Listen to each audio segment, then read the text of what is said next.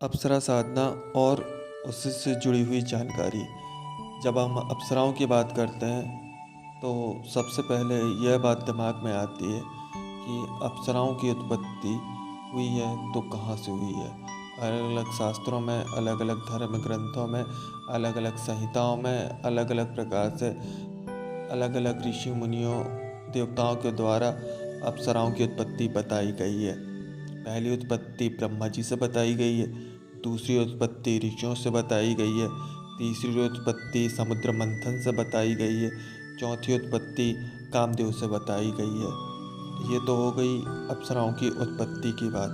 अप्सरा साधना जो होती है बहुत ही सौम्य साधना होती है। यह अपने साधक को अलग अलग प्रकार से अलग अलग सुख देती है। यह साधना साधक को अनेकों प्रकार के रत्न, धन कमाने के मार्ग और अनेकों प्रकार के सुख देती है।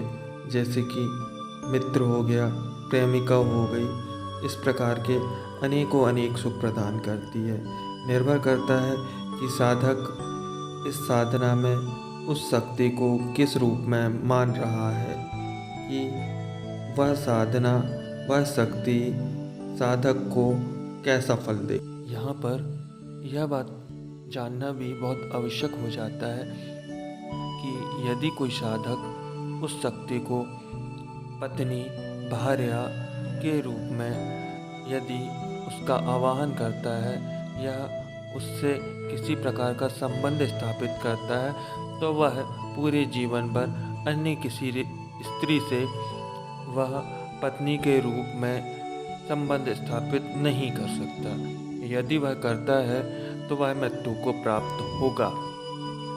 यह शक्ति हमेशा 16 वर्ष की उम्र की लड़की के रूप में रहती है। इस साधना के लिए जातक को किसी विशेष सामग्री की आवश्यकता नहीं होती है।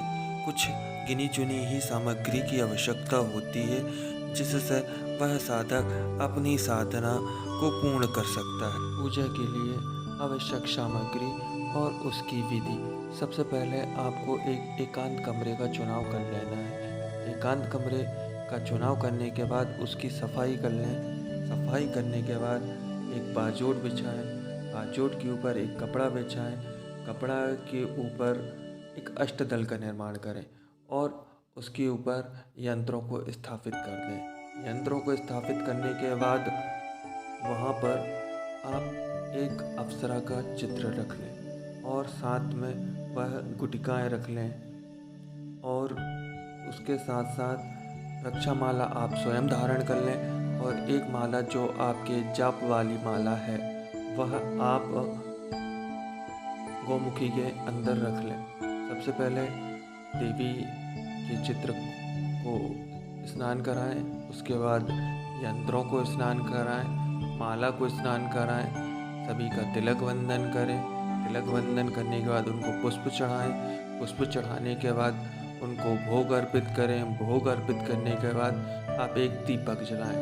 दीपक जलाने के बाद दीपक से आप प्रार्थना करें, हे दीपक महाराज, जब तक मेरी यह साधना चल रही है तब तक आप स्थिर रहने की कृपा करें। उसके बाद जो मंत्र आपने अपने गुरु से लिया है उस मंत्र का आप जाप कर सकते हैं।